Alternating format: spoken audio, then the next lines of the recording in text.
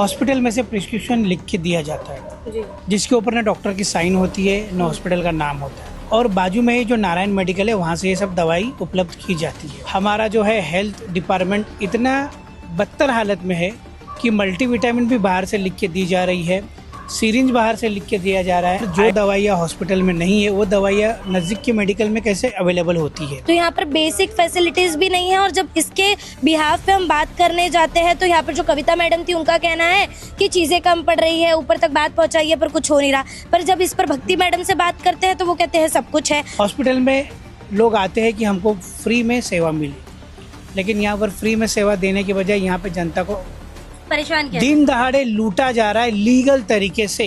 Emergency patient आया था, कुछ शायद पॉइजन लिया था उसने, तो उसको यहाँ के डॉक्टर ने बिना हाथ लगाए बिना चेक किए सिर्फ सुना क्या हुआ है और सीधा उनको शताब्दी में रेफर कर दिया। पर यहाँ के जो डॉक्टर है, जो भक्ति चौधरी है, उनके कानों में जू नहीं रेंगती, उन्हें कोई फर्क नहीं पड़ता है। हम बोलते जाएंगे, हम चिल्लाते जाएंगे, हम आरोप लगाते जाएंगे, पर वो अपनी मनमानी करेंगे और अपनी जेबें गर्म करेंगे। दो बार नारियल फोड़ने के बावजूद, नारियल फोड़ते समय एक दूसरे के सर भी फोड़ने के बावजूद यहाँ पर हॉस्पिटल का पता नहीं लगता। तो ऐसे हॉस्पिटल को यहाँ पे बंद कर दीजिए।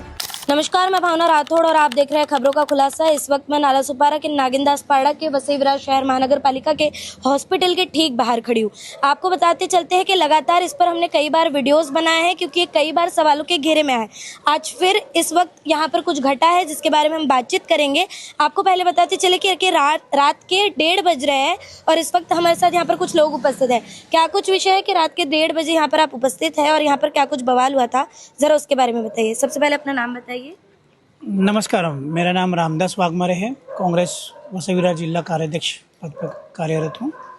मुझे पिछले कुछ दिनों से यहाँ पे खबरें मिल रही थी कि हॉस्पिटल में से प्रिस्क्रिप्शन लिख के दिया जाता है जिसके ऊपर ना डॉक्टर की साइन होती है ना हॉस्पिटल का नाम होता है, और बाजू में ही जो नारायण मेडिकल है वहाँ से ये सब दवाई उपलब्ध की जाती है। तो हम लोग आज यहाँ पर खड़े थे, हमारी एक टीम है वो यहाँ पर खड़ी थी और हम लोग नोटिस कर रहे थे।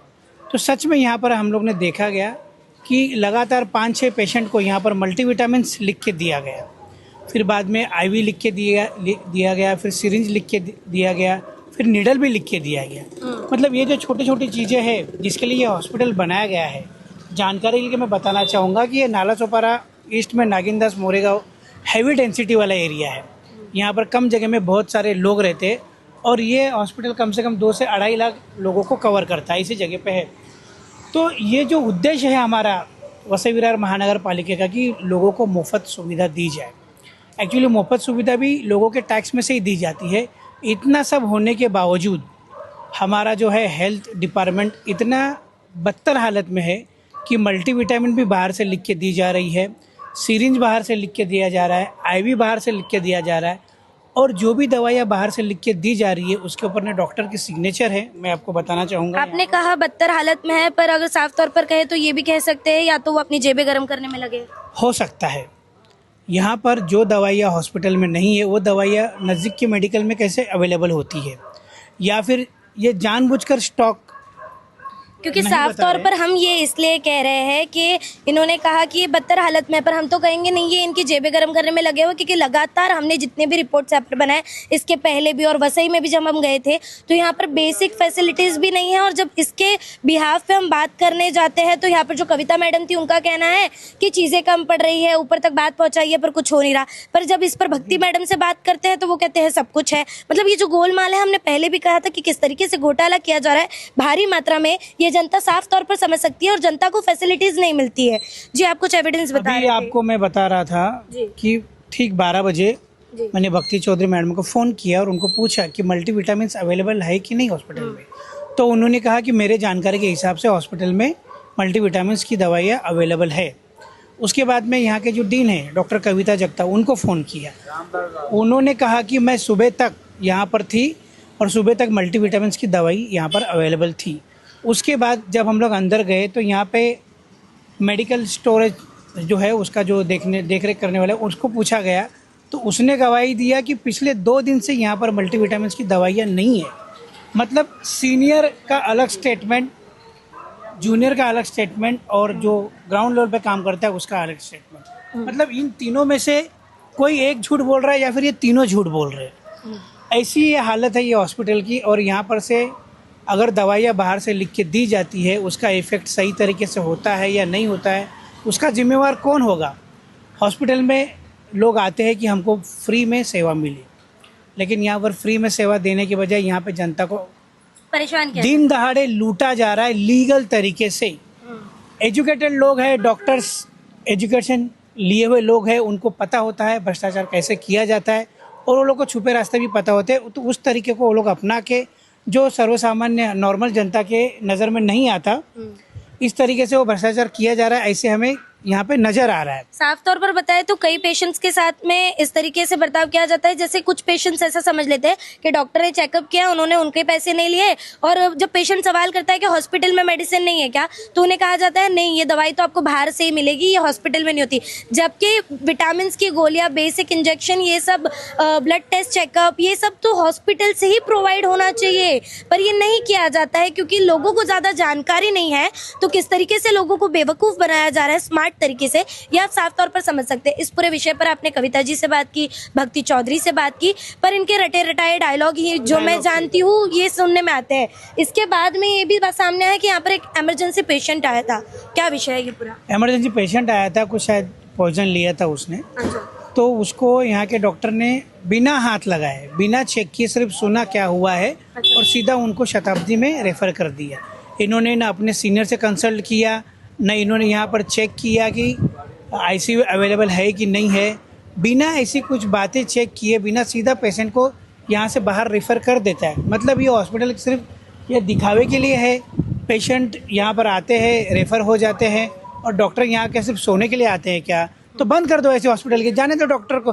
पेशेंट लोग को जाएंगे बोरीवली, जाएंगे न्यू बॉम्बे चले जाएंगे, क्या ज़रूरत है हॉस्पिटल की? वसई विरार का 4,200 करोड़ का बजट है। जनता के टैक्स में से ही हेल्थ इश्यूज क्लियर जाते हैं, उसके बावजूद जनता का पैसा ये लोग डकार जा रहे। हॉस्पिटल के नाम पे यहाँ पर जगह मुहैया होने के बावजूद, फंड्स अवेलेबल कराने के बावजूद, 2 बार नारियल फोड़ने के बावजूद, नारियल फोड़ते समय एक दूसरे के सर भी फोड़ने के बावजूद यहाँ पर हॉस्पिटल का पता नहीं लगता। तो ऐसे हॉस्पिटल को यहाँ पे बंद कर दीजिए और जनता को जनता के हाल पे छोड़ दिए, जनता देख लेगी क्या करना है। इस तरीके से जो पूरी परिस्थिति हो रही है, आप लोग यहाँ पर उपस्थित थे, आपका क्या ऑब्जर्वेशन है, आप क्या कहना चाहेंगे? जैसा कि रामदास जी ने कहा कि हम लोग तो शुरुआत से देख रहे कि किस तरह से इधर जो पेशेंट आते, मतलब तो एक उम्मीद से आते कि हमें अच्छा सुविधा मिलेगा, स्वास्थ्य मिलेगा, पर इधर मैंने देखा कि डॉक्टर उसको कोई फिक्र ही नहीं है। पेशेंट एक मतलब सीरियस है और उसके लिए हम लोग फाइट कर रहे हैं। कम से कम उसके मतलब घर वाले एम्बुलेंस वालों को ढूंढने के लिए मेरे हिसाब से 45 से 1 घंटा वो सिर्फ इधर उधर भाग रहा है। तो कहीं ना कहीं अगर उसका जान जाता है तो उसका जिम्मा कौन लेगा? ये जो महानगर पालिका का जो हॉस्पिटल है, हॉस्पिटल का मकसद ये है कि लोगों को राहत मिले, लोगों को एक फायदा हो, इसके लिए ना। पर इसका पूरा उल्टा हो रहा है। पूरा उल्टा हो रहा है। एक बात रह गया जी, बोलिए। ये बाजू में मेडिकल है जी, नारायण मेडिकल है।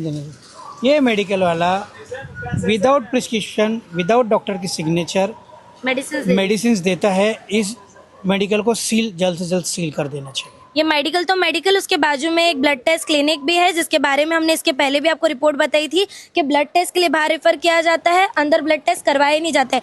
लगातार हम आपको बताते चलते हैं कि इस पूरे विषय पर हमने कई बार वीडियो बनाया है, कई बार सवाल किए और कई बार एक्सपोज किया है, पर यहाँ के जो डॉक्टर है, जो भक्ति चौधरी है, उनके कानों में जूं नहीं रेंगती, उन्हें कोई फर्क नहीं पड़ता है। हम बोलते जाएंगे, हम चिल्लाते जाएंगे, हम आरोप लगाते जाएंगे, पर वो अपनी मनमानी करेंगे और अपनी जेबें गर्म करेंगे। इसलिए मैं आपसे एक साफ सवाल करना चाहती हूँ कि लगातार आवाज उठाने पर भी जनता भी आरोप लगाती है, जब सवाल उठाती है, मदद मांगती है, तो इसमें राहत कैसे मिलेगी? क्या कर लेंगे हम लोग एक राइटिंग में कल मॉर्निंग में निवेदन दिया जाएगा आयुक्त साहब को जी। 7 दिन का टाइम दिया जाएगा। उसके बाद में ये हॉस्पिटल 2019 में मैंने बंद कराया था यहाँ पर आंदोलन करके, वही नौबत अगर दोबारा आती है तो मैं उसके लिए तैयार हूँ। मैं एक जानकारी के तौर पर आपको बताना चाहूंगी कि इस पूरे विषय पर जब मैं अपडेट ले रही थी तो खासदार जी आए थे मॉनसून स्पेशल दौरा करने के लिए। उनका कहना था कि मॉनसून में जो बीमारियां होती है उसकी फैसिलिटीज सरकारी हॉस्पिटल में होनी चाहिए, जो मैं चेक करने आया हूं ताकि जनता को परेशानी ना हो। तब मैंने उनसे सवाल करते हुए ये कहा था कि यहाँ पे मॉनसून स्पेशल तो क्या कह रहे, बेसिक जो फैसिलिटीज होती है वो भी नहीं है। तब खासदार जी ने दावा किया था कि महज 15 दिनों के भीतर में आपको अपडेट दिखेगा, बदलाव दिखेगा, परिवर्तन दिखेगा, पर हाल जस का तस है। तो आप क्या कर लेंगे? खासदार जी कौन से पार्टी के हैं? आप जनता बखूबी पार्टी जानते हैं। हाँ। खासदार भारतीय जनता पार्टी के हैं, आमदार भारतीय जनता पार्टी के हैं, और ये केवल इनके जो सीनियर लीडर है माननीय प्रधानमंत्री मोदी जी उनको फॉलो करते हैं। मतलब जिनको लोगों ने, जिनकी डिग्री फर्जी है, जिनके भाषण भी फर्जी होते हैं, प्रधानमंत्री होने के बावजूद विदाउट पॉडकास्ट ये बंदा बोल नहीं पाता है, तो उनके वादों पे क्या भरोसा किया जाए। अभी आपने देखा रहेगा कि लोग कहते हैं कि जिन्होंने राम को लाया है हम उनको लाएंगे। लोगों ने वोट दिया, कितना वोट दिया, कितना वोट नहीं दिया, ये बहुत बड़ा प्रश्न चिन्ह है।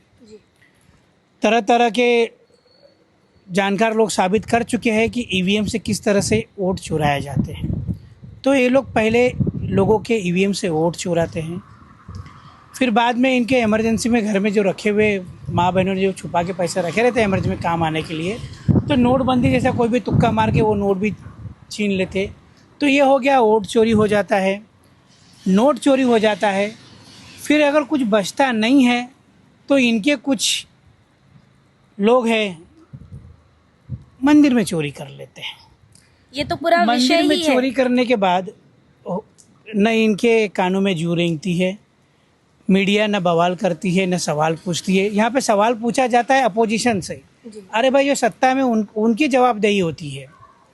ठीक है, तो अभी हम बेसिक मुद्दे पे आते हैं। नहीं, साफ तौर पर मेरा सवाल ही यही था कि वो खासदार होकर कुछ नहीं कर पा रहे, अगर वादे करने पर, तो क्या आप सचमुच कर लेंगे? क्योंकि हमें तो चाहिए कि कुछ हो। मैं न सत्ता में हूँ, मैं अभी जनता हूँ, और जनता जब सड़क पे उतरेगी तो अच्छे अच्छे झुक जाते हैं। चलिए, साफ तौर पर इनका तो कहना है कि ये कुछ ना कुछ करेंगे कि जिससे यहाँ पर बदलाव आए, पर लगातार हमने आपको बताया था कि हमने एक्सपोज किया है, रिपोर्ट्स की है, पर कोई बदलाव नहीं आ रहा है। हाल यहाँ पर क्या कुछ विषय हुआ ये भी हमने बता दिया है आपको कि किस तरीके से एक इमरजेंसी पेशेंट आया था, एम्बुलेंस अवेलेबल नहीं थी, मेडिसिन बेसिक अवेलेबल नहीं है, किस तरीके से पेशेंट्स को मेडिसिन जो है वो बाहर से मंगवाई जा रही है। ये हालात कई समय से चलते आ रहे हैं और अभी भी चल रहे हैं। अब इनके द्वारा जो दावा किया जा रहा है, उम्मीद करते हैं कि आने वाले समय में कोई बदलाव निकल कर सामने आए। आपका क्या कुछ कहना है? आपके साथ कितनी बार इस तरीके से इस हॉस्पिटल द्वारा फ्रॉड किया गया है, प्लीज कमेंट बॉक्स में जरूर बताइएगा। मेरा आज की इस पूरी खबर में इतना ही। ऐसी और खबरों के लिए बने रहे हमारे साथ और देखते रहे खबरों का खुलासा। खबरों का खुलासा से भावना राठौड़ की एक रिपोर्ट। ऐसी और खबरें देखने के लिए बने रहे हमारे साथ और सब्सक्राइब करें खबरों का खुलासा, सच की परख हमसे। सच परखेंगे तो बदलाव पाएंगे, साथ आएंगे तो हर खबर का खुलासा होगा। वीडियो पसंद आने पर लाइक, शेयर, कमेंट, सब्सक्राइब जरूर करें।